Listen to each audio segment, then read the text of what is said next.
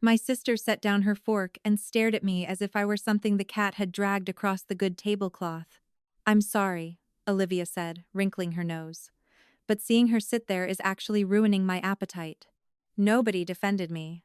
That part wasn't surprising. What surprised me was how fast my mother moved. Eleanor Vale reached across my place setting, picked up my entire dinner plate, and carried it toward the kitchen. My father stood. For one stupid second, some prehistoric part of me thought Richard Vale might finally tell everyone to stop. Instead, he grabbed the back of my chair. The legs screeched over hardwood. "There," Dad said as he parked me beside the kitchen trash can. "Now our golden girl can enjoy her Thanksgiving." 8 people laughed. My Aunt Rebecca covered her mouth. My cousin Amy stared into her wine. Uncle Paul actually slapped the table. Olivia smiled. I looked at the trash can. Then at my family.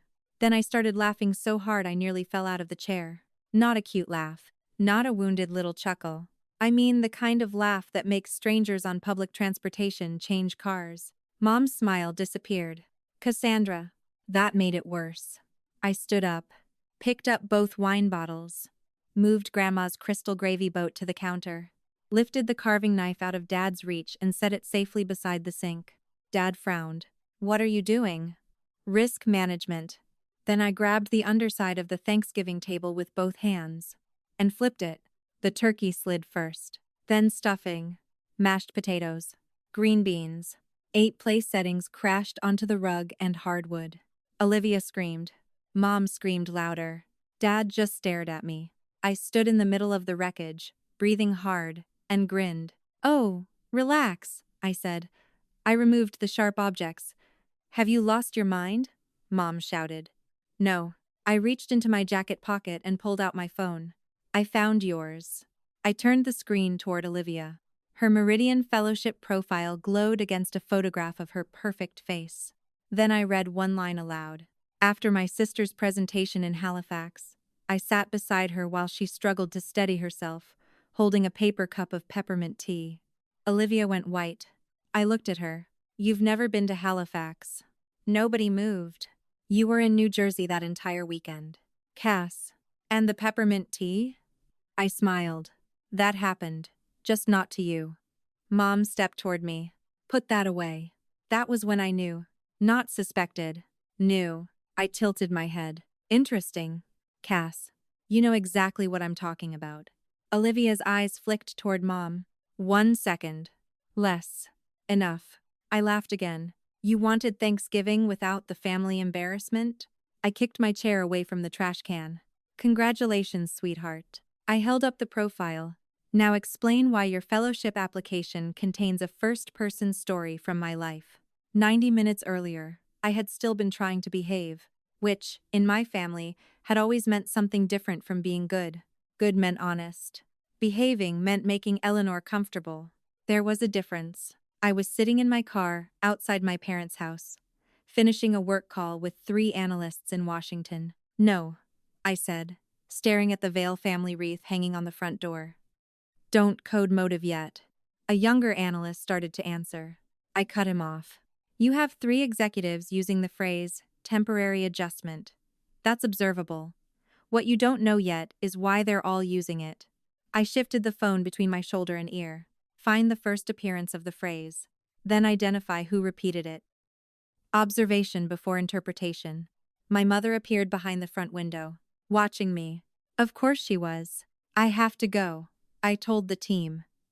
"I'm about to participate in an annual behavioral experiment involving carbohydrates and unresolved resentment." Someone laughed. "Happy Thanksgiving, Dr. Vale." Statistically unlikely, but thank you. I hung up. At 28, organizations full of people twice my age paid me to identify patterns nobody wanted to admit were patterns. At home, my parents still acted as though my greatest professional achievement was learning to use a fork without frightening guests. I walked inside wearing red leather boots, black trousers, and a vintage charcoal coat with brass buttons. Mom looked down, then up. "Those boots. Still red. You couldn't dress normally for one afternoon?" "I could." I kissed her cheek. "I chose not to." She exhaled through her nose. Classic Eleanor. Never waste a full argument when one disappointed breath can communicate 28 years of maternal suffering. Dad came from the dining room carrying a stack of napkins. Cass. Richard. I'm your father. I know. We've met. He shook his head. That mouth. I smiled. That tuition paid off. Dad had spent 3 decades in academia, most recently as a dean before retiring. He considered himself a calm man. What that meant in practice was that he rarely started conflict. He simply supported whichever person made the conflict most inconvenient for him. Usually Mom. Usually Olivia. Almost always against me. Still doing that consulting thing? He asked. Still paying my own rent with it. He gave me the look. The one that said I had deliberately answered the question he actually asked, instead of the one that would allow him to feel superior. Then Olivia swept into the foyer. My little sister had always moved as though somebody had just announced her name before she entered a room. Perfect cream sweater. Perfect dark hair. Tiny gold earrings. And on her left side, a silver and blue pin. I recognized the symbol immediately. Meridian. My eyes went to it before I could stop them. Olivia noticed. For the first time since I walked in, her smile looked forced. Well? She asked. I pointed. You're a finalist? Her shoulders loosened. Yes. That's huge. I meant it. Meridian's Civic Leadership Fellowship was selective, serious, and very public. I didn't work anywhere near the selection team, but I knew enough to understand what being shortlisted meant. Olivia blinked as if she hadn't expected congratulations. Then she smiled. Thank you. Mom appeared at her shoulder. We've been waiting to announce it tonight. Then pretend I look surprised later. Dad chuckled. Mom did not. How involved are you with that side of Meridian? She asked. I looked at her. What side? The fellowship. I'm not. Not at all? No. They don't ask you to review applicants? No. Background information? There it was. Not the question.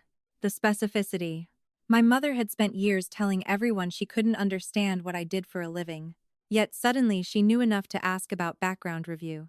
I leaned against the doorway. Why? Her face changed by maybe 2 millimeters. Most people wouldn't have noticed. I was not most people. No reason. Then why ask? Cassandra. Sehid. Not everything is an interrogation. Correct. Some things are unusually detailed questions followed by no reason. Olivia laughed too loudly. Can we not do this tonight? I looked at her. Her fingers had closed over the meridian pin. Not removed it. Covered it. Interesting.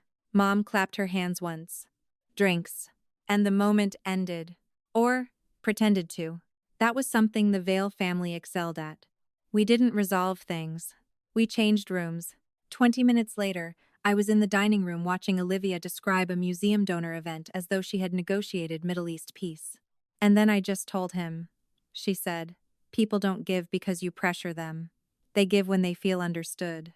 Mom glowed. That's Olivia. She understands people. Dad nodded. She always has. I drank my wine. Aunt Rebecca looked at me and gave me the familiar little sympathy smile. I hated that smile. It translated roughly to, please don't ruin this for everyone. Olivia continued. The donor was 83, and he'd funded the original West Wing in 1998. 98? I asked. She frowned. Yes. The West Wing opened in 2001. Mom put down her fork. Cass. What? Not everything needs to become a seminar. It was one date. You always have to prove you're the smartest person in the room. No, I don't. I looked around. Sometimes the room handles that for me. Rebecca snorted into her wine. Even Dad laughed. Mom didn't. That, she said, pointing her fork at me, is exactly what I mean. What do you mean? That need to make people uncomfortable. Olivia lowered her eyes in the practiced way that always made her look like the injured party, even when nobody had done anything to her. Dad leaned back. That's our Cass. Brilliant enough to ruin a conversation. Everyone laughed again, including me. Especially me. That was my trick. If I laughed first, the insult belonged to me. At 17, Mom had introduced me to one of Dad's colleagues by saying, Cassandra is very gifted. Social things are harder for her. I had been standing right there. I'd laughed. At 20, Dad had told a table full of relatives that I could analyze a room, but couldn't survive one. I'd laughed. At 24, after Project Lumen, Mom had said, "Brilliance is useless without stability." I'd laughed then too. I had spent years mistaking the ability to mock the knife for proof that it wasn't cutting me.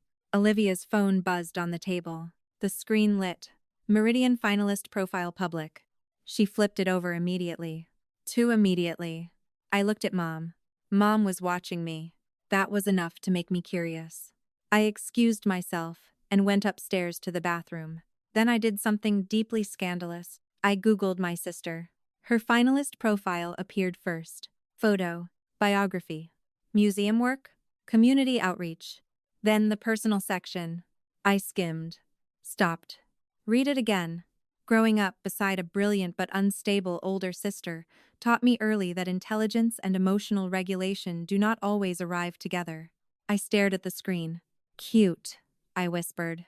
Then came Halifax. Olivia claimed that after one of my early academic presentations, she had sat beside me while my hands shook, holding peppermint tea in a paper cup, and that the experience taught her how dignity sometimes looks like quietly staying with someone until they can stand on their own. I sat on the closed toilet lid, not because the story was false. That was the problem. Most of it was true. I had presented in Halifax at 23. The microphone had screamed with feedback during Q&A. Afterward, adrenaline hit me so hard my hands shook. A conference volunteer named Mara found me in the corridor. The cafe had already closed. She brought me peppermint tea in a paper cup. I had told exactly one person in my family about that moment. My mother. In an email, Olivia hadn't been in Nova Scotia. She had been working a donor reception in New Jersey.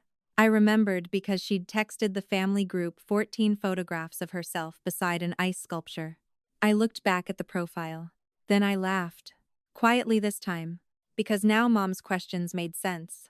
Not all the way, but enough. When I came downstairs, Mom was standing near Olivia. They stopped talking when I entered. Another data point. I put my phone in my pocket. Didn't confront them. Yet. Then we sat for Thanksgiving dinner. Olivia started drinking faster. Mom kept watching me. Dad asked 3 separate times how long I planned to stay in Princeton, and when Uncle Paul casually mentioned that Meridian was that place Cass works with, Olivia dropped her fork. Clang. I looked at her. She looked at Mom. Dinner continued. 10 minutes later, Olivia stared at me and announced that seeing me was ruining her appetite. Mom took my plate. Dad dragged me beside the trash. And something inside me finally got tired of being clever in ways that only protected everybody else. So I laughed. Then I flipped the table. The aftermath was magnificent.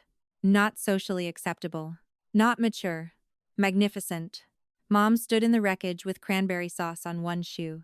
Do you understand what you've done? Yes. You destroyed Thanksgiving. No.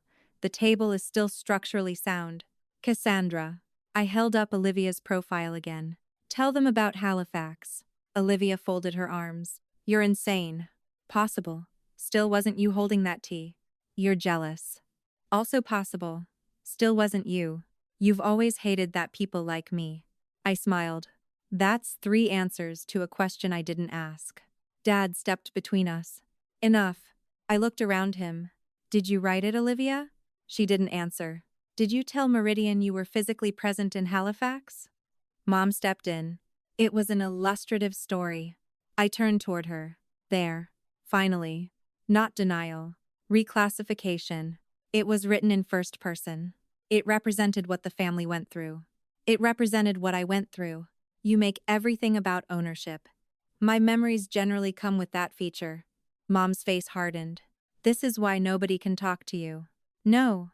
This is why you prefer talking about me. Silence. That one landed. For half a second I wanted to stay there. Push harder. Make Olivia answer. Make Dad look at me. Make Rebecca stop staring at the floor. Instead, I picked up my coat. That was the first intelligent thing I'd done since flipping the table. Mom followed me into the foyer. If you walk out now, don't expect us to pretend this behavior was normal. I pulled on my boots. Mom, you put me beside a trash can because Olivia stopped enjoying turkey. She was uncomfortable. I noticed. You always have to escalate. I looked back at the dining room. Upside down plates. Food everywhere. Dad lifting the table. Olivia crying angrily while Rebecca found towels. I almost smiled. Tonight? I opened the door. Yes. Then I left. I booked a hotel near the station instead of staying in my childhood bedroom. That mattered more than it should have. For years, I'd told myself I stayed at my parents' house during holidays because hotels were inconvenient. The truth was uglier. Some part of me still wanted to wake up in that house and believe I belonged there. That night, I sat cross-legged on a hotel bed with my laptop open. No family. No audience. No overturned furniture. Just the profile. I read it slowly. Then I opened an old email archive. Search. Peppermint. 1 result. 4 years earlier. From me to Mom. Some volunteer named Mara handed me peppermint tea in a paper cup while I tried to stop my hands from shaking. Exact phrase. I stared at it. Then, I opened a blank document. At the top, I typed, claim. Source. Question. Not accusation. Not motive. Not revenge. Observation first. Interpretation second. I entered the first claim. Olivia was with me after the Halifax presentation. Source. Meridian Public Finalist Profile. Question. How did she get a first-person memory from an event she did not attend? The second claim came the next morning. My phone rang at 9:27. Aunt Rebecca. I almost ignored it. Then answered. Morning, Cass. She sounded miserable. Please don't make this worse. I closed my eyes. Define this. Olivia. What about Olivia? Your mother says you're threatening her fellowship. I sat up. Threatening it how? You called Olivia this morning. You told her you were going to Meridian. I looked at my phone. No outgoing call to Olivia. No message. Nothing. Rebecca. Yes? What time did Mom tell you that? I don't know. A little while ago. Did she text it? Silence. Yes. Forward me the exact message. Cass, I don't want to be in the middle. Then don't summarize it. Forward it. Another silence. Longer. Finally, my phone buzzed. I opened the screenshot. Mom's message read.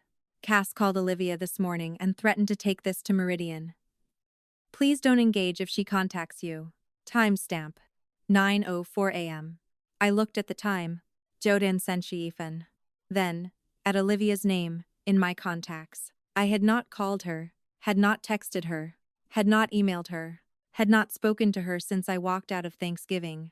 My mother had described a conversation 27 minutes before Rebecca called me about it. And more importantly, 63 minutes before I would eventually contact my sister for the first time. I stopped laughing, because the overturned Thanksgiving table suddenly looked like the least interesting thing my family had done. Mom wasn't responding to my behavior. She was writing it in advance. At 10:07 that morning, I sent Olivia exactly one message. Did you write the Meridian profile yourself? No accusation. No threat. No mention of Mom. One sentence. Then I set my phone face down on the hotel desk and opened the document I had started the night before. Claim. Source. Time. Verifiable fact. The words looked almost embarrassingly ordinary. That was useful. Anger liked adjectives. Evidence preferred nouns. Under the first line, I typed that Olivia's public profile described her sitting beside me after my Halifax presentation with peppermint tea in a paper cup. Under source, I pasted the public profile link. Under time, I entered the publication date. Under verifiable fact, I left the space blank. Then I added Mom's message to Rebecca. Cass called Olivia this morning and threatened to take this to Meridian.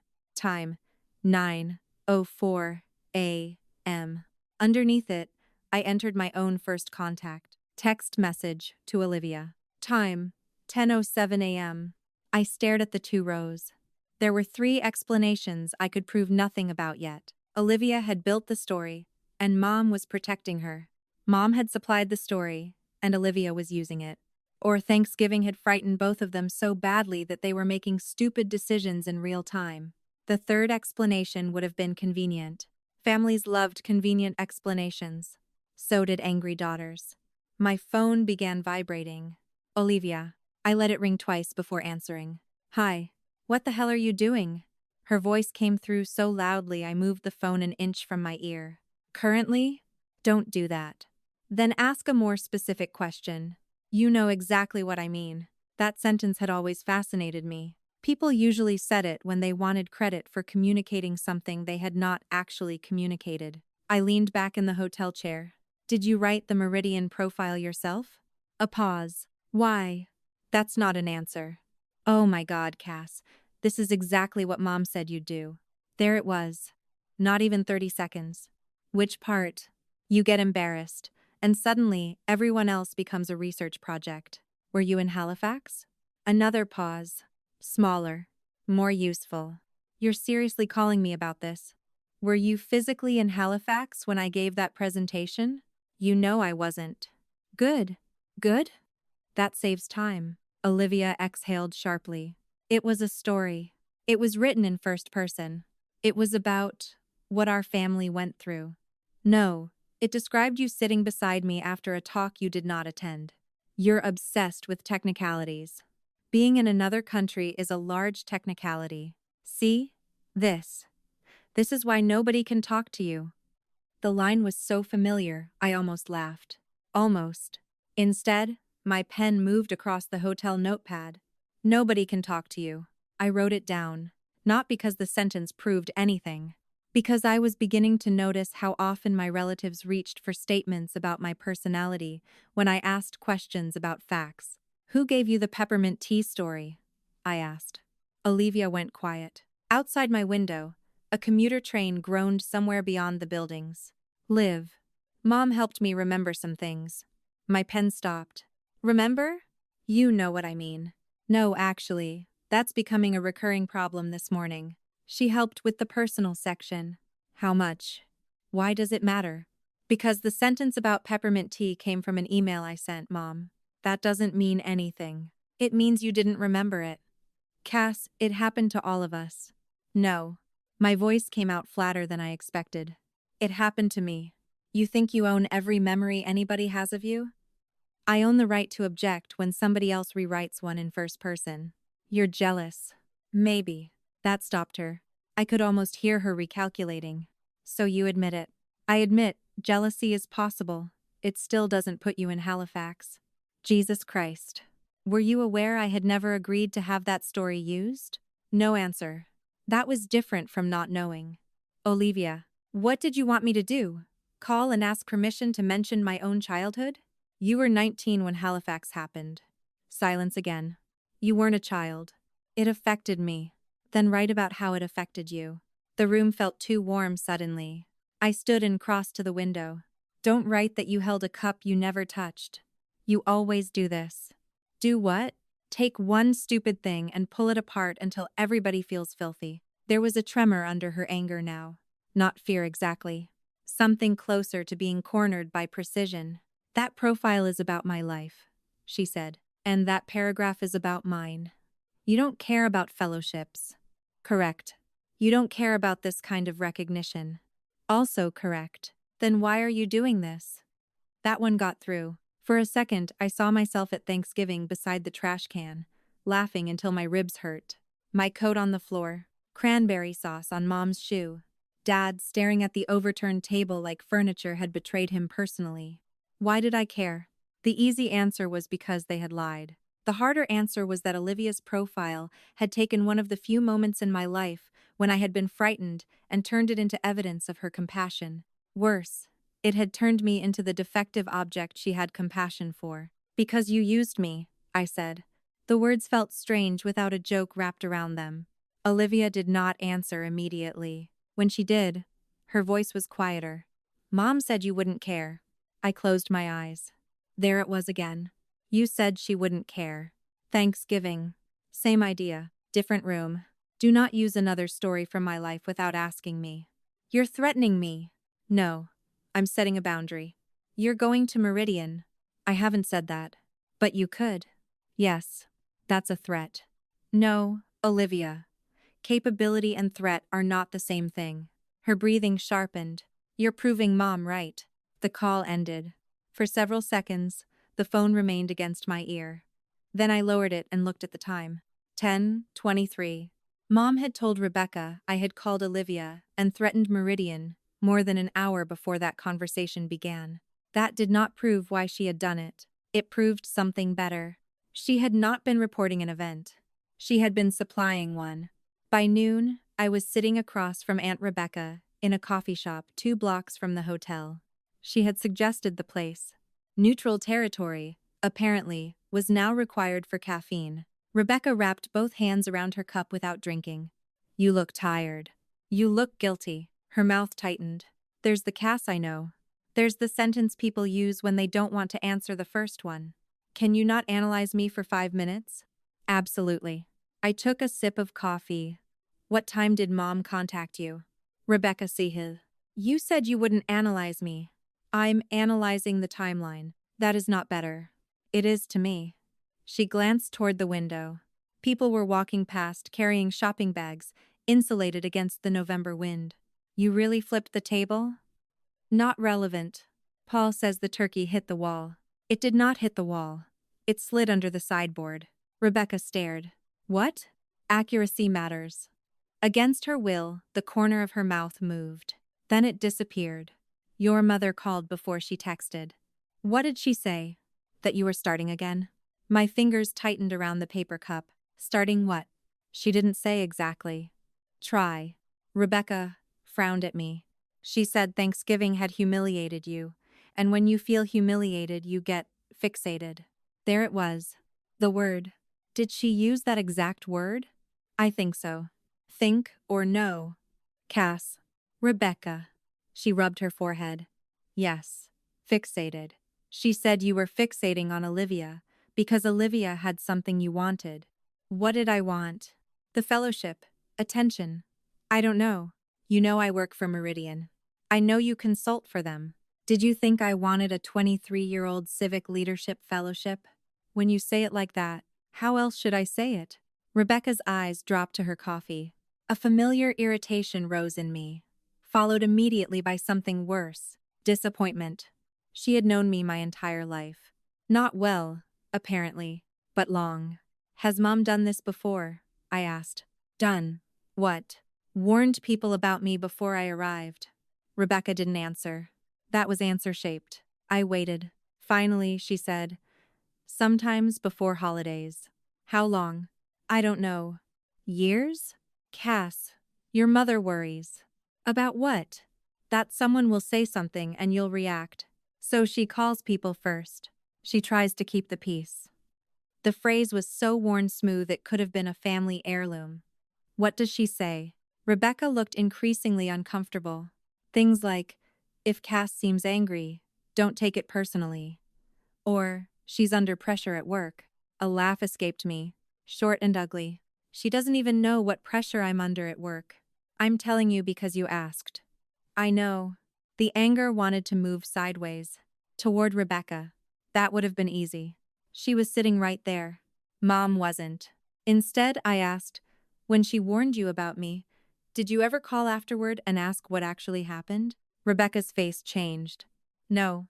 One syllable. That hurt more than the trash can. At least Dad had dragged the chair himself. Rebecca had outsourced her judgment. So when Mom told you I'd threatened Olivia this morning, you believed her. I didn't know what to believe. You called me and told me not to make it worse. I was trying to help. I know. My voice softened despite myself. That's what worries me. She looked up. The table between us suddenly felt much smaller. From now on, if Mom tells you I said something, ask me before you repeat it. Rebecca frowned. You want me in the middle? No, the opposite. I want you out of the relay system. That sounds like one of your work phrases. It probably is. And if I don't want to get involved, then don't repeat either version. That landed. Rebecca nodded once. Not dramatically. Not like someone joining my side. Just a woman realizing neutrality had required more participation than she had admitted. Before we left, she forwarded the original message thread, instead of another cropped screenshot. I thanked her. She said, please don't make me regret it. That part is up to Mom. No, Cass. That part is up to you too. Fair. I hated fair when it came from somebody else. Back in the hotel, Halifax became easier. Facts usually did. Briar House Museum maintained a public archive of donor events.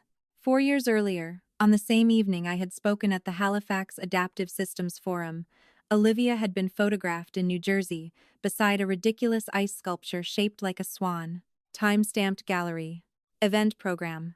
Her name listed under junior development staff. I saved the public links. Then I found the old Halifax program. My name appeared on the afternoon session. A conference organizer confirmed by email that I had been registered and that their archived volunteer roster included a Mara Singh, assigned to speaker support that day.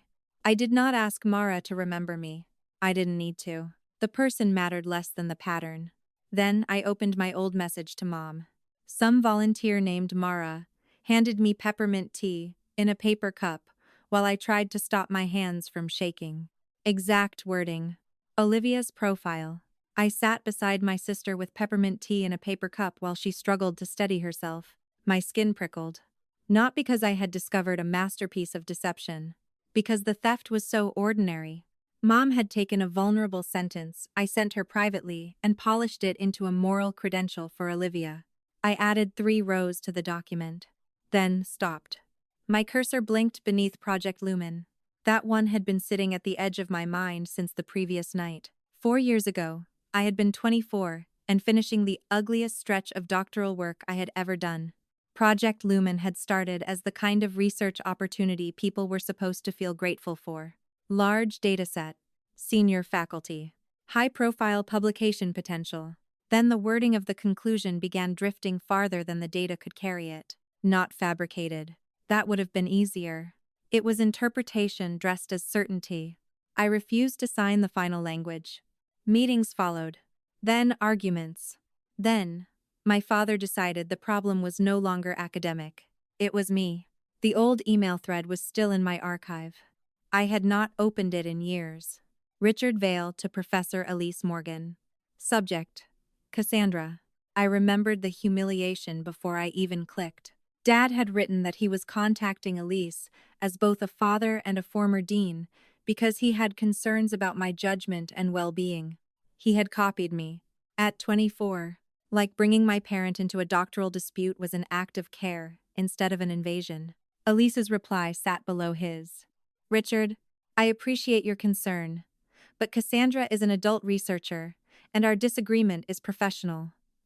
For clarity, she has not been dismissed or removed from Project Lumen. Cassandra has elected to withdraw after declining to endorse the current interpretive language. Any further discussion of her participation should include her directly. My throat tightened. I remembered reading those words the first time. I had been too furious about Dad's interference to understand what else they meant. He knew. He had always known. A week after that email, Mom had told Aunt Rebecca I had been removed from a major project because I couldn't regulate myself under pressure. Richard had sat beside her. He had said nothing. The room around me blurred for a second. I closed the laptop. No analysis. No clever phrase. Just breathing. The thing about being very good at identifying systems was that sometimes you could hide inside the system. Roles. Incentives. Inputs. Outputs. You could call a wound a pattern and pretend that made it less personal. It didn't. My phone buzzed again. Cousin Amy. Please stop fixating on Olivia. This is supposed to be the happiest time of her career. Before I could answer, Uncle Paul sent, whatever happened Thursday, getting fixated on her fellowship will only prove everyone's point. Then Rebecca. Your mom is telling people you're fixating again. I told her she should talk to you directly. 3 messages. 1 word. Fixating.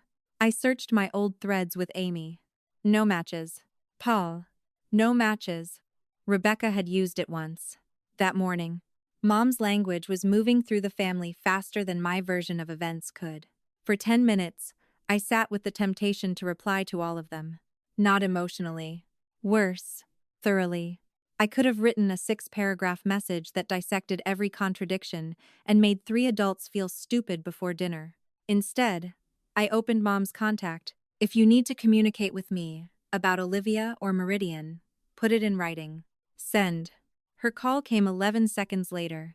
Declined. Again. Declined. A 3rd time. Declined. Then a message appeared in the family group. Sunday Christmas prep tea at 4. We'll pack the charity hampers like always. Rebecca, bring the ribbon if you still have it. Paul, we need the larger boxes. Perfectly normal. Then another message from Mom. Since everyone will already be together, we should take a few minutes to talk as a family about how worried we are about Cass becoming obsessive and jeopardizing Olivia's future. My thumb hovered over the screen. The Christmas hamper afternoon happened every year. Rebecca came. Paul came. Amy usually came late and ate half the cookies while pretending to tie bows. Nobody had been summoned from across the country for an intervention. Mom had simply taken an existing family tradition and put me on the agenda. Smart. Then I checked when the planning thread had started. 9:42 that morning. I stared at it. At 9:04, Mom had told Rebecca I had already threatened Olivia. At 9:42, she began arranging a family conversation about my obsession. At 10:07, I contacted Olivia for the first time. The anger inside me became very still. There was a difference between someone misunderstanding what you had done and someone preparing the explanation before you did it. Mom wasn't reacting to me. She was getting everyone ready to interpret me. And for the first time in 28 years, I had the timestamps to prove it. The timestamps should have made me feel better. They didn't. By Sunday night, my document contained enough contradictions to tell me something was wrong, and not enough to tell me exactly how far it went. That distinction mattered.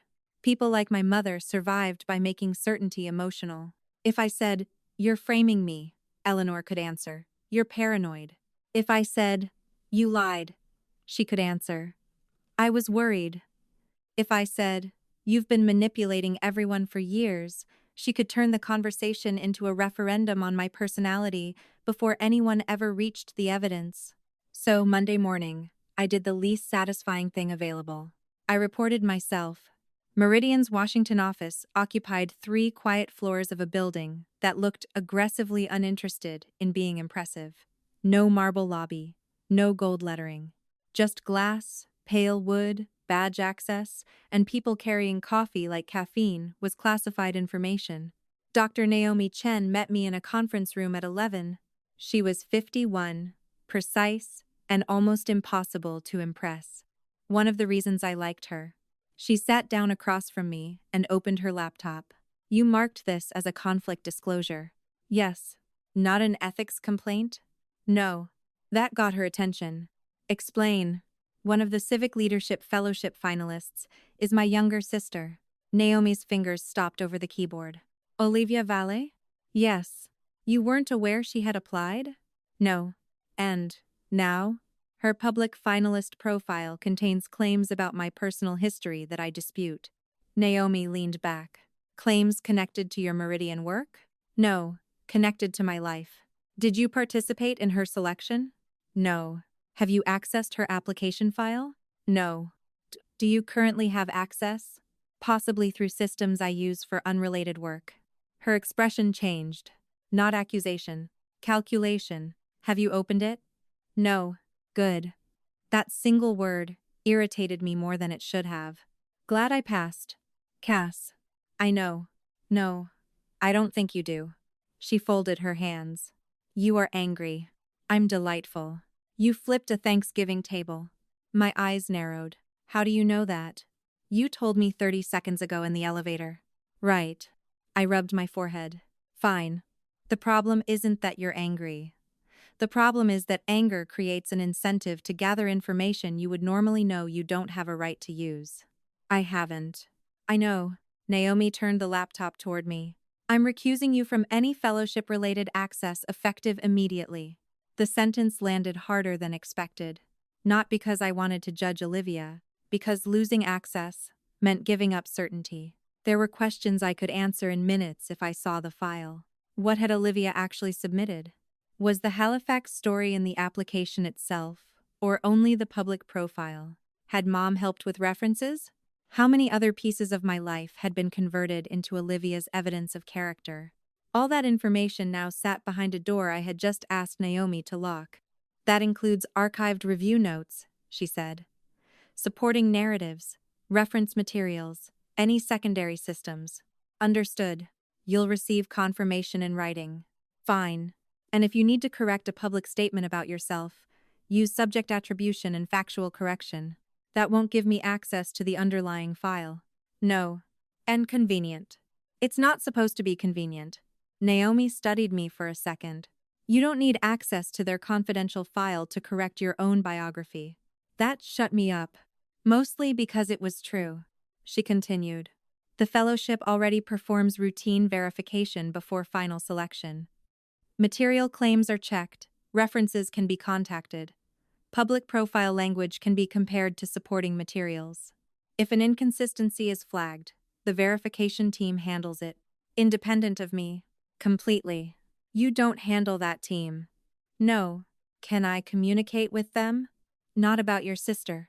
What if they contact me? Then answer only what you directly know and document the contact.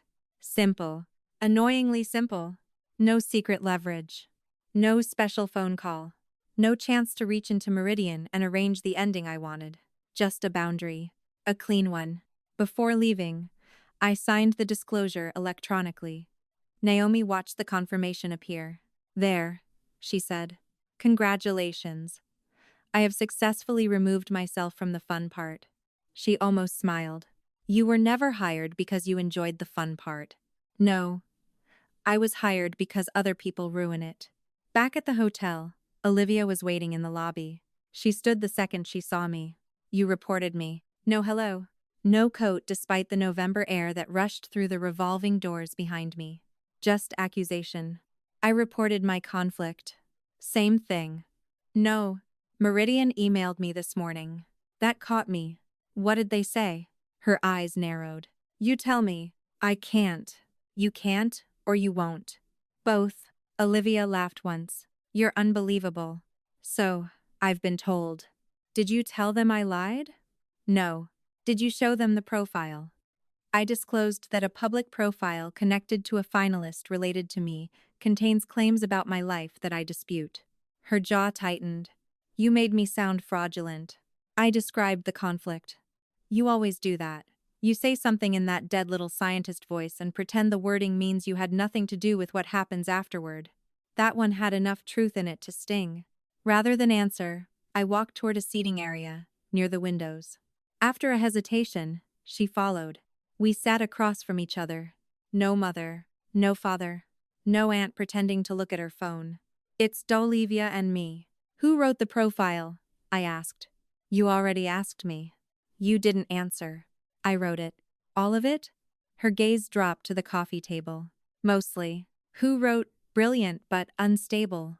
I don't remember. Try. Mom helped edit. How much? She polished things. That's a phrase people use when they don't want to quantify. Olivia rolled her eyes. There, that. You can't just talk like a person. I am talking like a person. No. You talk like somebody taking notes behind glass. That should have made me angry. Instead, it brought back something Dad used to say. Analyze a room but can't survive one. I folded my hands, so I wouldn't start tapping my thumb against my fingers. Did Mom give you the Halifax story? Olivia stared at the carpet. Yes. Did you know you weren't there? Her head snapped up. Obviously, I knew I wasn't there. And you still wrote it in first person. I changed some details. You changed the person. You make it sound like I stole your identity. You borrowed my fear because it made you sound compassionate. She went still. For once, no immediate defense came. The lobby around us continued as though nothing had happened. Suitcases rolling over tile. Elevator bell. Someone laughing near reception. Olivia looked suddenly younger than 23. Not innocent. Just young. People listened when I told it, she said. There it was. Not an apology. Something more useful. Why? She shrugged, then shook her head. Because the essay needed something personal. Mom said the museum stuff was too polished. So she gave you me. That's not fair. Is it inaccurate? She said you wouldn't care. I let out a breath. You keep saying that. Because you act like you don't. So that turns my memories into open source material? You make jokes about everything. Apparently that was legally binding. Stop. Olivia pressed both palms against her knees. Do you have any idea what it was like growing up with you? There it was. A door opening. Not necessarily into truth. But somewhere. What was it like? Her expression sharpened, suspicious of the question. You were always the storm. I waited. Mom used to say that. Something inside me clicked. Not loudly. Not triumphantly. Just into place. Olivia continued. You'd come into a room and correct everybody. You'd fight with Dad. You'd disappear for days because you were mad. Mom would have to explain you to people. Explain what? That you didn't mean things the way they sounded. That you were overwhelmed. That you'd calm down. And you? A small shrug. She said I was the one who knew how to keep people steady. The one who understands people. The sentence from Thanksgiving returned. Olivia had been raised inside a comparison. So had I. If she was steady, someone had to be unstable. If she was empathetic, someone had to require empathy. If she was the daughter who made people comfortable, someone had to make them uncomfortable. None of that absolved her. She was 23, not 13. She had known Halifax wasn't hers. She had known I had never consented. She had taken the material because it worked. But sitting there, I realized I had made the same intellectual mistake I mocked in other people. I had confused the person benefiting from a system with the person who designed it. I thought this was you, I said. Olivia blinked. What? The profile. The story. Thanksgiving. I thought you were driving all of it. I didn't tell Dad to put you by the trash. You didn't stop him. Her mouth tightened. No. That answer mattered. No excuse. Just no. Mom told me you'd laugh it off, she said. She said you hate sentimental stuff and you'd think the profile was stupid. Did you believe her? Olivia looked away. I wanted to. There were more questions. Hundreds. I asked only one. Did Mom tell you I threatened the fellowship before I contacted you? Her face changed. Threatened? She told Rebecca at 9:04 Friday morning that I had already called you and threatened Meridian. Olivia frowned. You didn't call me then. I know. You texted after 10. I know. The crease between her eyebrows deepened. That doesn't make sense. No. For once, neither of us tried to make it. After Olivia left, Richard became the next problem. The old Project Lumen email thread had spent 4 years buried in my archive and approximately 40 minutes burning a hole through my laptop. Calling him was not part of any brilliant strategy. It was a test. A narrow one. He answered on the 4th ring. Cass. No greeting. Just my name in that exhausted tone parents use when they believe your existence is an administrative burden. Did you know I wasn't fired from Project Lumen? Silence. Not confusion. Not, what? Silence. Dad. Yes. The hotel room seemed to contract. How long? What do you mean? You emailed Elise. She replied to both of us. She explicitly said I had not been dismissed. I remember. Then you knew. Yes. One clean answer. I wished he had lied. A lie would have given me something simpler to hate. Why did you let Mom tell people I'd been removed because I couldn't handle the pressure? He exhaled. The situation was complicated. The email was 3 paragraphs. You were 24. I was an adult. You were making a career decision while furious. So you contacted my supervisor behind my back. I copied you. That doesn't make it less intrusive. I was worried about you. You were worried. So you tried to turn my principal investigator into my babysitter. That is not what happened. It is exactly what happened from my side of the email. He went quiet. My hand had started shaking. That irritated me. Not because it meant weakness. Because some part of my body had apparently decided 4 years late was the ideal time to file a complaint. Mom told people I broke down, I said. She was trying to simplify. There was nothing simple about calling me unstable. You left the project. You left Princeton. You barely spoke to us for months. After you inserted yourself into my work. See? This is what I mean. What? You always take one thing and build a case. The laugh almost came. I swallowed it. No. What? No joke. No clever answer. Just tell me why you didn't correct her. A long pause. Then Richard said, because the full story would have started another fight. Something in me settled. Not healed. Settled. The full story was inconvenient. That isn't what I said. It's what you chose. Cass. No, that was the question. I ended the call. For several minutes, I stood by the window watching people move along the sidewalk below. No spreadsheet. No pattern. No explanation. Just one sentence in my head. He knew. I had spent years treating Dad like a weak witness. Turns out he had been an informed one. That afternoon, I checked out of the hotel and drove back to Washington. My parents expected me to stay in Princeton through the weekend. I knew because Mom had already sent a message asking me to pick up ribbon for Sunday's hamper packing. No request, just an assignment. Pick up 4 rolls of gold ribbon. Not the wired kind. The old version of me would have bought 6. Then complained about it. Then made a joke about indentured holiday labor. Then shown up anyway. Instead, parked in my apartment garage, I opened the family group chat and muted it. 1 month. The app offered 8 hours, 1 week, or always. I chose 1 month because apparently personal growth still came with trial periods. Upstairs, my apartment looked exactly as I had left it. 2 mugs in the sink. Research papers covering half the dining table. A dying basil plant I kept refusing to admit was dead. Normal things. Mine. My key ring landed in the ceramic bowl near the door. House key. Office badge. Car key. And 1 brass key to my parents' house. I stared at it. They had given it to me when I was 18 and kept saying, "You'll always have a home here." Interesting sentence, considering the seating policy. The key came off the ring. I put it into a small envelope and wrote DAD across the front. No dramatic note. No threat. Just a physical acknowledgement that access worked both ways. Then my calendar opened. Saturday afternoon had been blocked for Christmas prep. No one had asked. I had blocked it myself months ago, because that was what I did. Left spaces. Stayed available. Built an adult life in Washington while preserving emergency exits back into a house that had never stopped treating me like a difficult teenager. Delete. The block disappeared.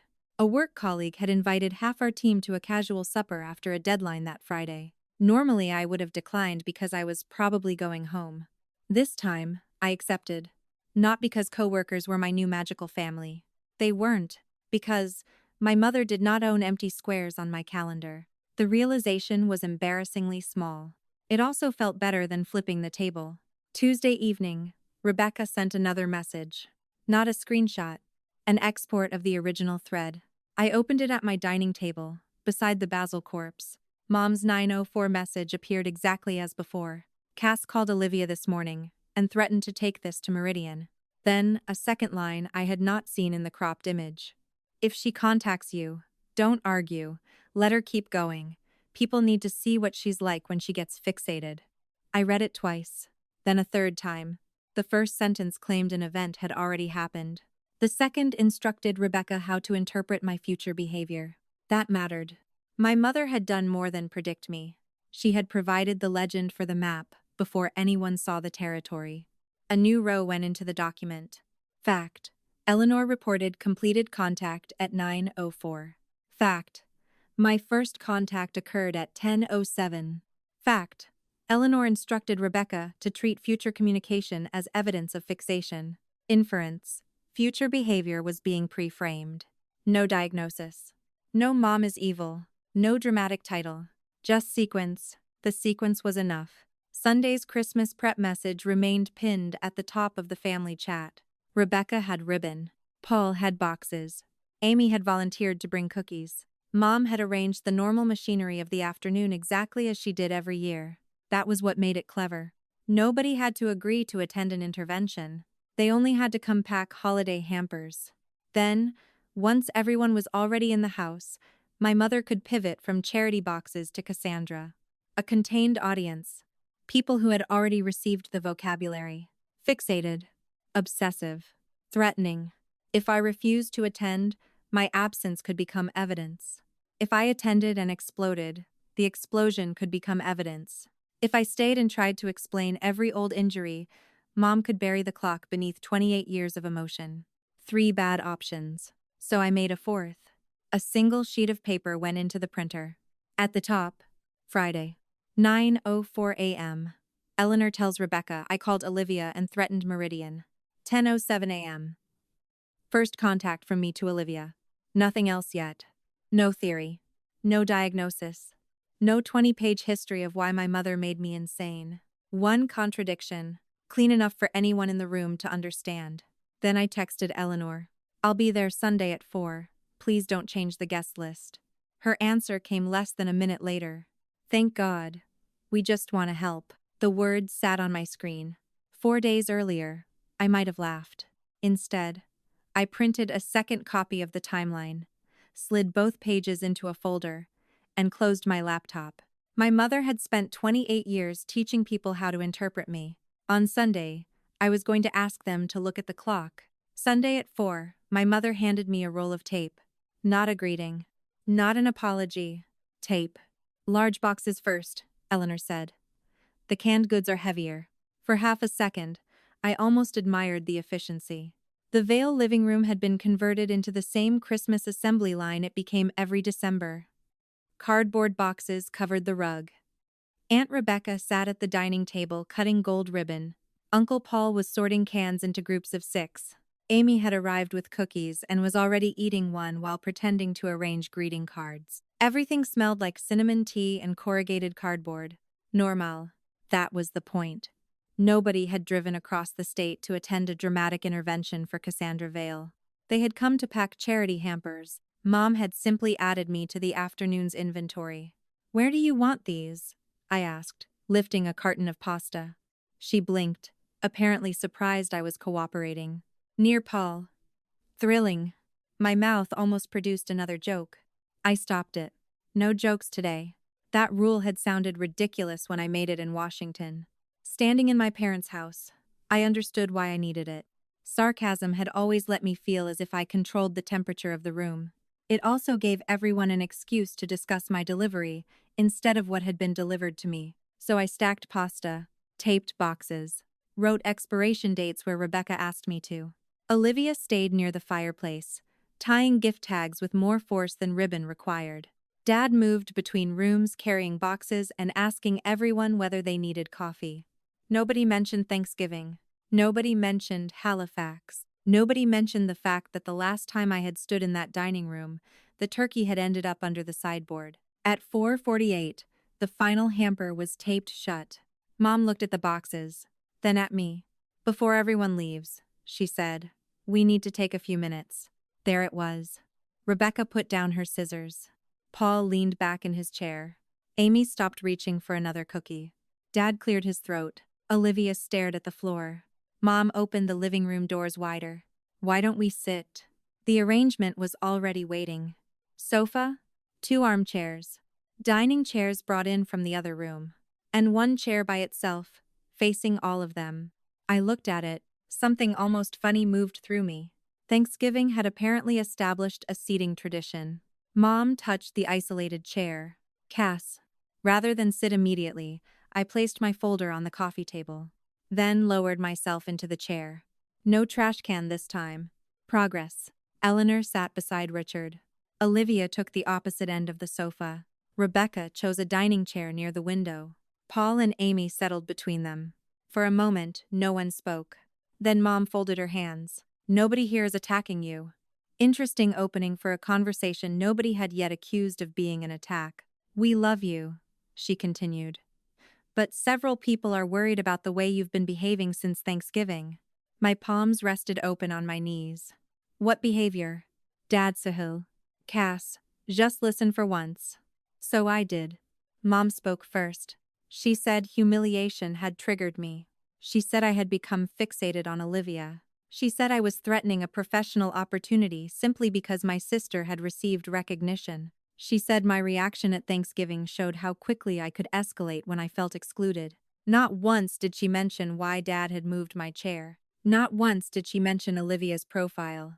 Not once did she mention Halifax. My mother had always been brilliant at removing the stimulus and presenting the reaction as a spontaneous weather event. Paul added that he thought involving Meridian would be taking a private dispute too far. Amy said she wished I could let Olivia have one thing. Rebecca mostly looked at her hands. Dad said, nobody is saying you don't have reasons to be upset. We're saying there are proportionate ways to handle things. Olivia finally looked at me. You're risking my future because you're angry. Still, I said nothing. Mom watched me. I could see the moment my lack of reaction began to bother her. Cass? I'm listening. Well? Are you finished? Her mouth tightened. If you're going to be dismissive, I asked whether everyone who wanted to speak had spoken. Paul shifted. I think we've covered it. Good. I opened the folder. Mom leaned forward. What is that?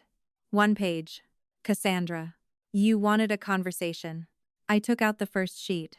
Who here heard that I threatened Olivia before 10 o'clock Friday morning? Nobody answered.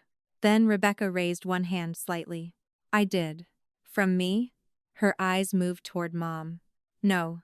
From whom? Your mother. Mom turned. Rebecca. I kept my voice level. What exactly were you told? Rebecca swallowed. That you had called Olivia and threatened to go to Meridian. What time? I don't remember exactly. That's okay. I placed the printout on the table between us. The message was sent at 9:04. Mom's posture changed. Barely, but enough. Dad looked at the paper. Olivia leaned forward. I unlocked my phone. My first contact with Olivia was a text at 10:07. Paul frowned. What are you saying? Only what the timestamps say. Mom gave a short laugh. Oh, for heaven's sake. I looked at her. At 9:04, you told Rebecca that I had already called Olivia and threatened Meridian. I knew where this was going. That isn't what you wrote. You were furious. That also isn't what you wrote. You had already overturned a table. Yes. For once, I felt no need to defend that part. It was dramatic. It was destructive. It happened. None of those facts creates a phone call 63 minutes before I made first contact. Mom shook her head. This is exactly the kind of obsessive parsing we're talking about. There it was. Normally, that sentence would have pulled me toward argument. I would have defended precision. Mocked vagueness. Proved that she had used the wrong definition of obsessive. Instead, I asked one question. Did I call Olivia before 9:04? Mom stared at me. You intended to. That's not my question. Cass. Did I call her? Her jaw set. No. The room changed. Not dramatically. Nobody gasped. No music swelled. Paul simply looked at the printed message again. Then, at Mom. So why does this say she did? Mom turned toward him. Because I knew she was going to contact Olivia. But that isn't what you said. Paul's voice was not angry. That made it worse. For the first time that afternoon, my mother was the person explaining herself. I leaned back. The urge to smile hit me. I let it pass. Mom reached for the paper. This is absurd. You're taking one badly worded message and turning it into some grand conspiracy. No. I took out the second page. I'm asking where the wording came from. Amy frowned. What wording? Your text to me said I was fixating on Olivia. Her cheeks colored. So? Paul used the same word. Paul looked annoyed. Because that's what you were doing. Rebecca. She closed her eyes briefly. Your mother used it. I nodded. Would each of you read the exact message you received? Mom sat forward. This is humiliating. I looked at her. No. It's sourcing. Amy reluctantly opened her phone. Mine says, Cass is starting to fixate on Olivia again. Please don't encourage it. Paul checked his. She's threatening to involve Meridian because she's fixated on Olivia's success. Rebecca didn't need to search. She had already sent me the thread. Mine said, if she contacts you, don't argue. Let her keep going. People need to see what she's like when she gets fixated. The room went still. Not because the word itself mattered. Because suddenly everyone could hear the same voice inside separate messages. Moms. I rested my hands on my knees. None of you heard that word from me. Olivia crossed her arms. So what? Mom used the same word more than once. Yes. You're acting like vocabulary is evidence of a crime. I haven't accused anyone of a crime. Then what are you trying to prove? That before most of you spoke to me, you were given a description of what my behavior would mean. That is insane. No. My voice stayed flat. It's chronological. Olivia looked at Mom. Mom looked at me. I opened the public Meridian profile. Let's try something easier. Dad rubbed his forehead. Oh God. Halifax. Olivia's face tightened. Mom immediately said, we are not turning this into another interrogation. I'm asking Olivia a question about her own published profile. Cass, were you in Halifax? Olivia looked at the others, then back at me. No. Amy frowned. What's Halifax? A conference I attended 4 years ago. I kept my eyes on Olivia. Did you sit beside me after my talk? No. Did you hold a paper cup of peppermint tea while my hands were shaking? Her lips pressed together. No. I placed the profile beside Mom's message. Paul leaned closer. What does that have to do with this? The public profile says Olivia did exactly that. Mom cut in. It was illustrative. I turned to her. The word was almost elegant. Illustrative of what? What the whole family experienced with you. My sister wrote it in first person. It represented emotional truth. There was an actual person there. Mom looked away for half a second. A volunteer named Mara handed me the tea. Then I slid over a printed copy of the old email. The wording in Olivia's profile says peppermint tea in a paper cup. Nobody spoke. This is the email I sent Mom after Halifax. Rebecca read it first. Her eyebrows lifted. Some volunteer named Mara handed me peppermint tea in a paper cup while I tried to stop my hands from shaking. Amy looked from the email to Olivia. You weren't there. Olivia's face flushed. I already said I wasn't. Then why did you write that you were? It was a personal essay. That doesn't answer her. Amy sounded genuinely confused now. Olivia turned on me. You wanted this? No. Yes, you did. You wanted everybody sitting here judging me. No. You could have called me privately. I did. You could have let me fix it. I told you not to use another story from my life without permission. You went to Meridian. I disclosed a conflict. Same thing. No. My voice sharpened for the first time. Those are not the same thing. Mom pointed at me. There. That tone. I looked at her. Not the profile. Not the email. My tone. Exactly on schedule. I breathed once, then lowered my voice. Olivia, who gave you the Halifax story? She stared at me. We had already had this conversation. The others hadn't. Mom helped with the essay. Rebecca turned toward Eleanor. You gave it to her? Mom's expression hardened. I helped my daughter write about her life. I tapped the email. You helped her convert my private memory into her first-person experience. That is a grotesque way to describe a family story. A family does not make my memory communal property. Mom's face changed. For the first time, irritation slipped into something harsher. You act as if we stole something precious from you. I almost laughed. Instead I said, you did. The words landed inside me before they landed anywhere else. No joke. No qualification. No cleverness. You did. Dad shifted beside her. This is getting out of hand. Not yet. He looked at me sharply. What is that supposed to mean? It means I have one more question. The Project Lumen email waited in my folder. My fingers touched the edge of the paper. For years, Dad had occupied the safest role in the Vale ecosystem. Mom was emotional. Olivia was sensitive. I was difficult. Dad was reasonable. Reasonable men rarely had to explain what they had enabled because everyone was too busy arguing with the unreasonable people. I looked straight at him. When Mom told everyone I had been removed from Project Lumen because I couldn't handle the pressure, did you know that was false? His face lost color. Mom answered first. Why are you dragging up something from 4 years ago? I asked Dad. Cassandra. Richard? That made his eyes snap to mine. He hated when I used his first name in front of other people. Normally, that was why I did it. This time, I needed him to answer as a person, not as a title. Did you know? He looked around the room, then at the email in my hand. Yes. No one moved. Even Mom stopped talking. I put the thread on the table. Dad contacted my principal investigator because he was concerned about my judgment and well-being. He copied me. Professor Morgan replied to both of us. Rebecca picked up the page. I continued. She wrote that I had not been dismissed. I voluntarily withdrew because I would not endorse the interpretation being used in the project. Paul looked at Dad. So, you knew? Richard's shoulders lowered. I knew she resigned. And when Mom told everyone I'd been removed because I was unstable, Dad stared at the carpet. I thought correcting it would make things worse. For whom? No answer. Mom stepped in. This is ridiculous. You were impossible during that period. Maybe. You stopped calling. Yes. You left Princeton. Yes. You were furious with your father. Yes. Her voice rose. Then stop pretending the story came from nowhere. I looked at her. That was the closest we had come to the center of it. No. The anger came from somewhere. What does that even mean? It means you keep deleting the cause. Mom laughed in disbelief.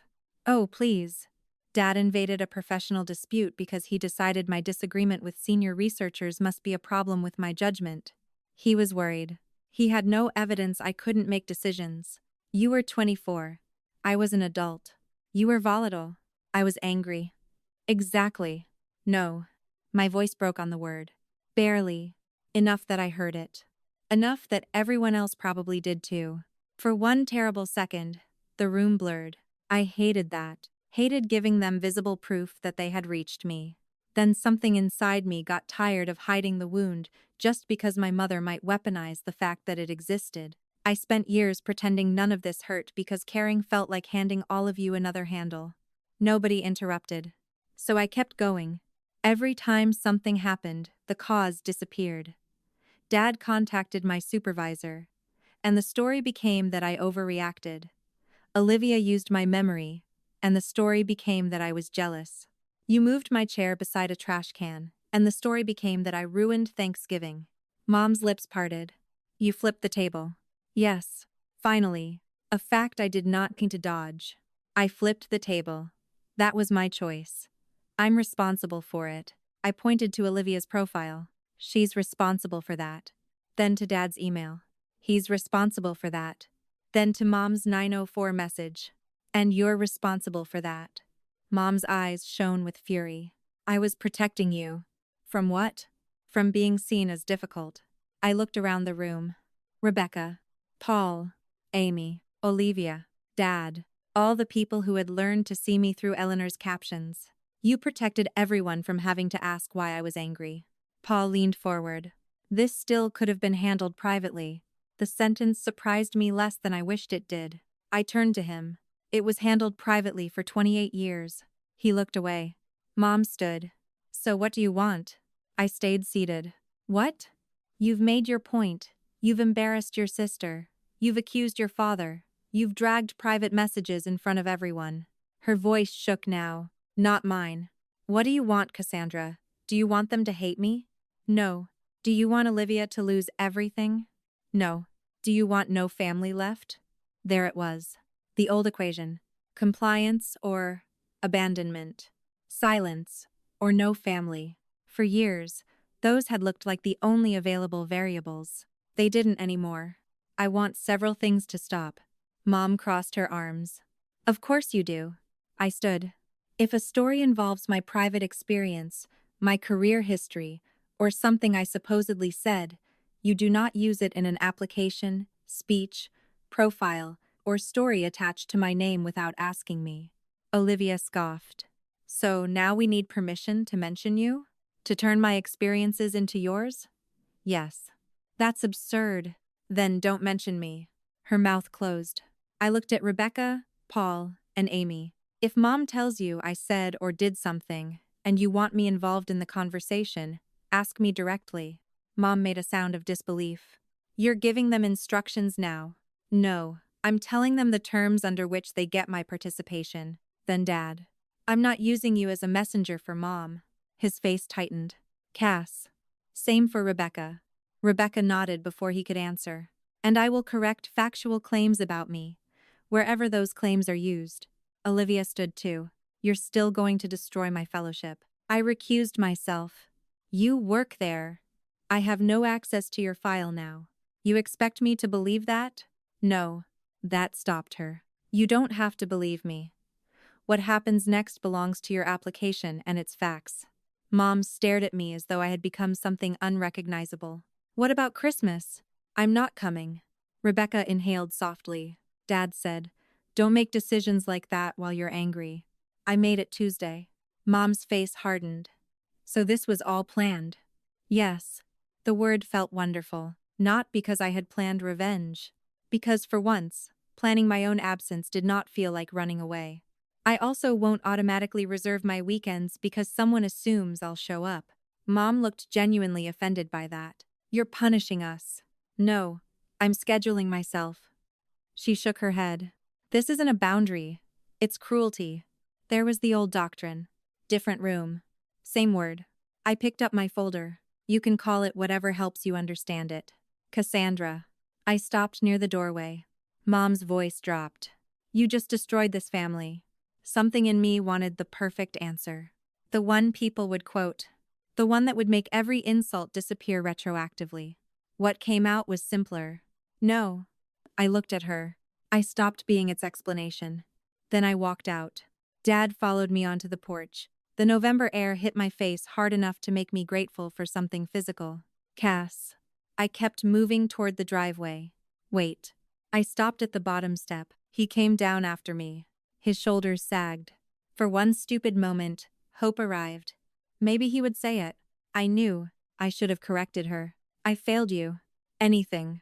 Instead, Dad looked toward the house and said, Did you really have to do that in front of everyone? Hope died efficiently. No drama. Just removal. I reached into my bag. The envelope had been there since Washington. Dad. I held it out. What is this? Your key. He stared at the envelope. You don't need to do this.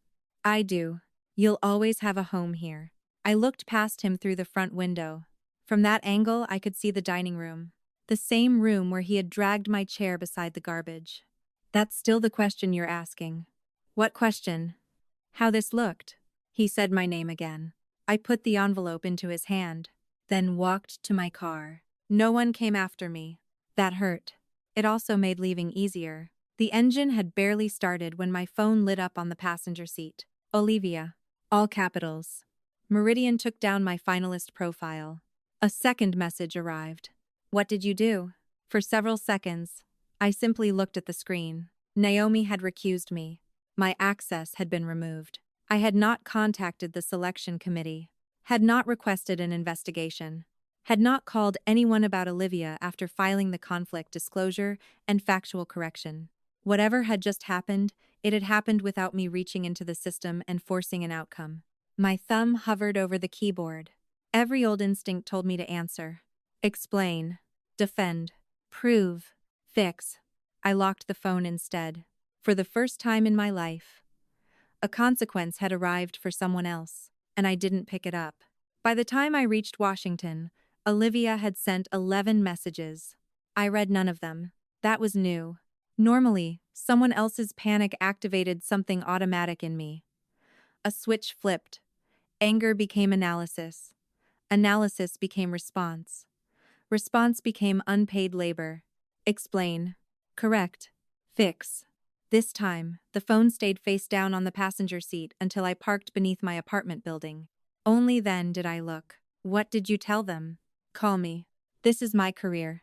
They removed the profile. Mom says you planned this. Cass. Please. That last one almost got me. Not because it was kinder. Because it was smaller. For 1 second, Olivia sounded less like the golden daughter protecting her pedestal and more like my 23-year-old sister realizing a door had closed. My thumb hovered above her name. Then, I remembered what she had said in the hotel lobby. People listened when I told it. She had known Halifax was not hers. She had used it anyway. Feeling sorry for someone did not obligate me to absorb the consequence for them. The phone went into my bag. Upstairs, the brass key to my parents' house was gone from the ceramic bowl.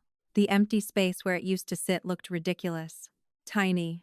Almost insulting. 28 years of psychological gravity, apparently, weighed less than an ounce. I made tea. Not peppermint. I had developed standards. The next morning, Naomi asked me to come in. Her email contained exactly 7 words. Please see me when you arrive. No punctuation that implied catastrophe. Still, my nervous system reacted like I had been summoned before a tribunal. Old habits were efficient. Naomi closed the conference room door after I entered and remained standing until I sat. You are still fully recused. Good morning to you too. I'm saying it first because you're about to ask. Then apparently I'm becoming predictable. That would be a refreshing development. She opened a folder on her laptop but angled the screen away from me. I can only discuss the portion that concerns your conflict disclosure and material publicly attributed to you. Understood. The finalist profile was removed after a material inconsistency flag.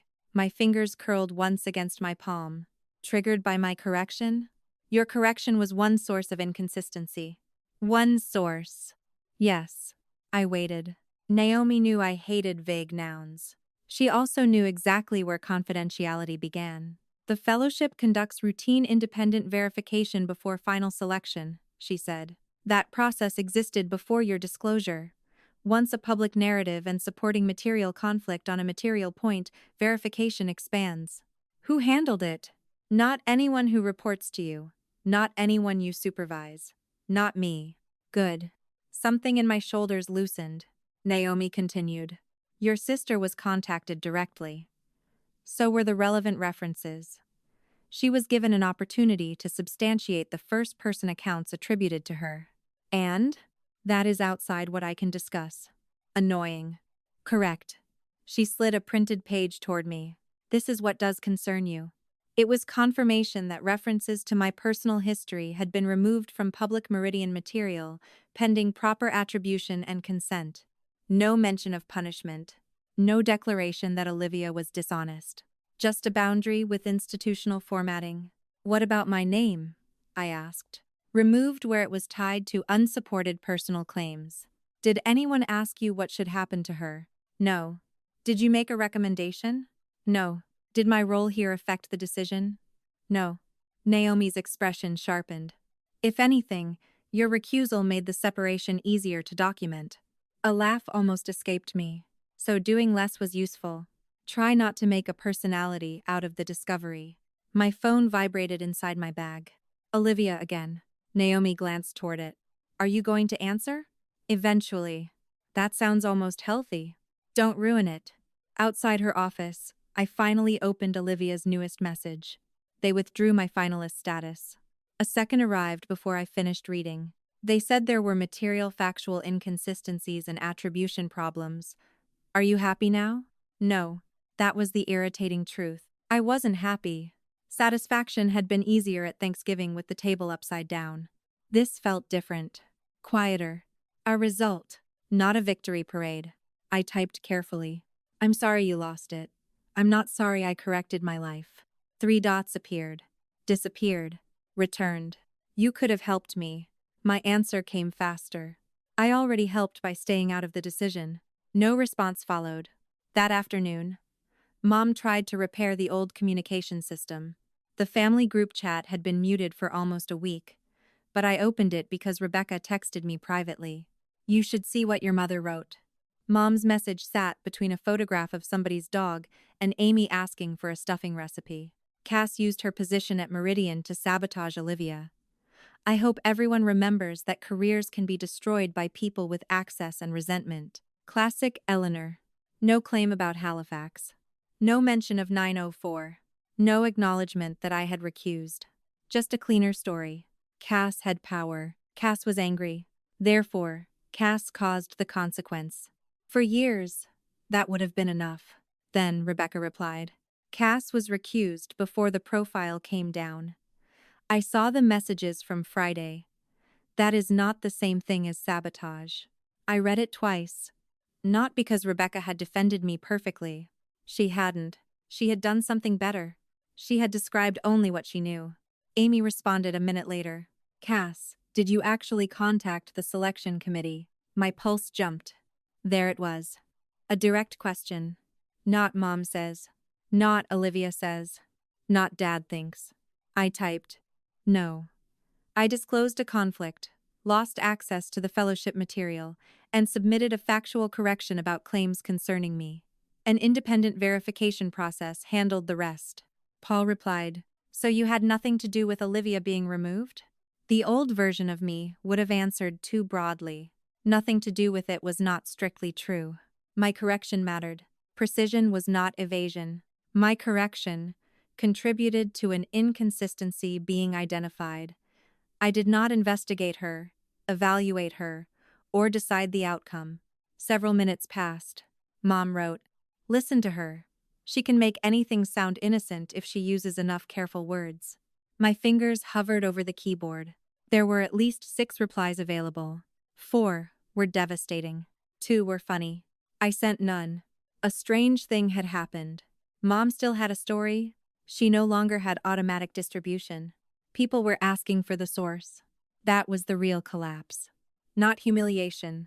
Not losing a charity board seat. Not relatives lining up to apologize. A question. Did you actually contact the selection committee? One direct question had taken more power from my mother than 100 arguments ever had. Dad called 3 days later. I let it go to voicemail. His message was restrained. Cass, I'd like to talk. Just you and me. No one else. That earned a return call. We met the following Saturday at a cafe roughly halfway between Washington and Princeton. Neutral geography had become popular. Dad arrived early. Naturally. He had already ordered coffee and positioned himself at a corner table where nobody could easily overhear us. Former Dean instincts. I sat opposite him. You look tired, he said. So does everybody who says that to me. I wasn't criticizing, I know. For once, I did. That almost made the conversation harder. Dad wrapped both hands around his cup. Your mother is devastated. There it was. I leaned back. You said this was about you and me. It is. Then start with you. He frowned. You can't separate things that cleanly. I can try. Christmas was awful. I wasn't there. Exactly. Something about the word made me smile. Not kindly. He caught it. See? No, Dad. Keep going. You proved your point. Which point? That your mother handled things badly. Badly. Cass. No, I'm curious. Was the problem that she handled things badly, or that she said I had done something before I did it? He rubbed his temple. Do we have to relitigate every sentence? No, we can discuss yours. That stopped him. My coffee arrived. The waitress set it down between us, and I waited until she left. You knew what happened with Project Lumen. Dad looked at his cup. We covered that. We established the fact. We didn't cover what it means for you and me. He say. What do you want me to say? There were several answers I wanted. The right one was not one I could supply for him. So I said, something true. His jaw tightened. I shouldn't have contacted Elise the way I did. There. Small. Late. Still true. And after. I should have corrected your mother. Why didn't you? We were all exhausted. Dad. You want a better reason. I don't have one. That was the first thing he had said all afternoon that made me trust him slightly more. Not forgive. Trust. A centimeter. He looked toward the window. I thought keeping the peace mattered. The peace for whom? You know what I mean. No. His eyes returned to mine. Your mother reacts badly when she feels challenged. And I survive it. He said nothing. There it was. The old economics of the Vale household. Give the cost to the person most likely to keep functioning afterward. You knew I could take it, I said. That's not fair. Is it wrong? His mouth opened. Closed. No answer. I took a sip of coffee. So here's what I can do. Dad watched me carefully. I'll have a relationship with you about you and me. What does that mean? It means you can call me because you want to talk to me. You can invite me somewhere. You can ask about work. You can tell me about your life. And your mother? I will not discuss Mom through you. She's your mother. Then she can contact me herself. She doesn't know what to say. That is not a problem I can solve for her. She feels attacked. Then she can talk about what she did without starting with how my reaction hurt her feelings. Dad stared at me. That could take a while. I know. He looked genuinely sad. This time, I did not translate that sadness into an assignment. That was new too. On the drive home, my calendar notification reminded me of a dinner I had agreed to attend with a few coworkers. For years, invitations like that had been provisional. Accept unless Mom needs something. Go unless Dad calls. Leave early if Olivia has a crisis. That night, nobody called me away. The restaurant was loud. One colleague complained about a grant deadline. Another told a terrible story about accidentally sending an unfinished presentation to an entire distribution list. A neighbor from my building joined us later because someone had an extra seat. Nobody asked me to explain my childhood. Nobody knew about the turkey. Halfway through dinner, I realized something deeply unsettling. I was not monitoring anyone. Not seriously. A little, obviously. I had a doctorate, not a lobotomy. But the room did not feel like a puzzle I had to solve before it solved me. Over the next few weeks, my apartment changed in small ways. The dining table stopped being an auxiliary desk. Folders moved into the office. The basil plant finally went into the trash with appropriate honors. 3 empty weekends appeared on my calendar. Mom sent a Christmas invitation. Formal. Beautiful. We hope you will put recent difficulties behind us and join the family for Christmas dinner. No mention of Thanksgiving. No mention of Halifax. No mention of the fabricated call. The phrase put behind us did impressive work. It made accountability sound like luggage I was rude enough to keep carrying. My reply contained 4 words. No, thank you. Merry Christmas. Mom did not answer. Rebecca later sent me a photo from the Christmas dinner. I opened it while standing in my kitchen. Dad at the head of the table. Mom beside him. Paul. Amy. 2 cousins. Several empty chairs. Olivia was not in the photograph. I had no idea where she was. Rebecca did not tell me, so I did not invent the answer. For years, an image like that would have generated immediate guilt. Empty chairs. Sad mother. Broken tradition. This time I looked at the picture and understood something simpler. A vacant seat was not automatically my responsibility. I turned off the screen. Months passed. Work remained difficult in all the normal ways. Meridian did not crown me queen of ethics. Nobody promoted me for surviving Thanksgiving. There was no sudden fortune waiting at the end of good boundaries. My reward was less cinematic. People had to ask before using my time. That turned out to be enormous. Olivia emailed in March. No subject line. I nearly archived it unread. Then opened it. Cass. I used your stories because people listened when I told them as mine. Mom said you didn't care, but I knew enough to ask you and I didn't. I kept thinking because the things happened around us, they belonged to all of us. They didn't. I'm not asking you to fix anything with Meridian. I don't expect you to answer. Olivia. I read it once. Then again. No excuse about being young. No accusation that I had ruined her life. No carefully placed sentence about how hard Mom had made things for her. Not enough to repair 23 years. Enough to be different. My first impulse was to reply immediately. Reward honesty. Encourage progress. Manage the emotional system. I closed the laptop instead.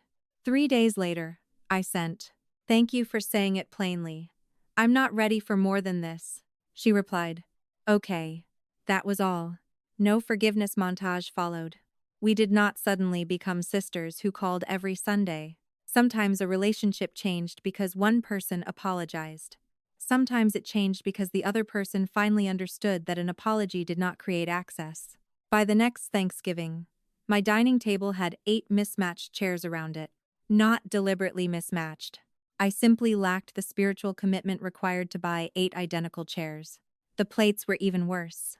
One neighbor brought sweet potatoes. A colleague brought wine. Rebecca came down from Princeton with a pie and, to her credit, did not spend the evening reporting on my parents. Someone from work appeared with a loaf of bread and an alarming amount of cheese. Nobody dressed correctly because there was no correct way to dress. At one point, my neighbor stood holding her plate and looked around. Where do you want me? The question caught me. For just a second, another dining room appeared behind this one. Polished hardwood. Grandma's gravy boat. Dad's hands around the back of my chair. Olivia complaining she couldn't eat while looking at me. The trash can beside my elbow. Then my apartment returned. Warm kitchen. Uneven plates. Rebecca arguing with someone about whether canned cranberry sauce counted as food. No isolated chair. No head of the table.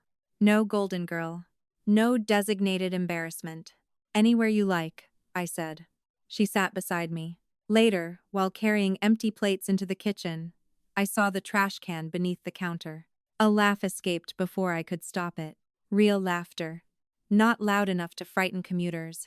Not sharp enough to make my mother flinch. Just funny. My colleague looked over. What? Nothing. I scraped a plate. Old family joke. He shrugged. and went back to stacking glasses. That was all. No one demanded the story. No one explained what my laughter meant. No one told the room how to interpret me.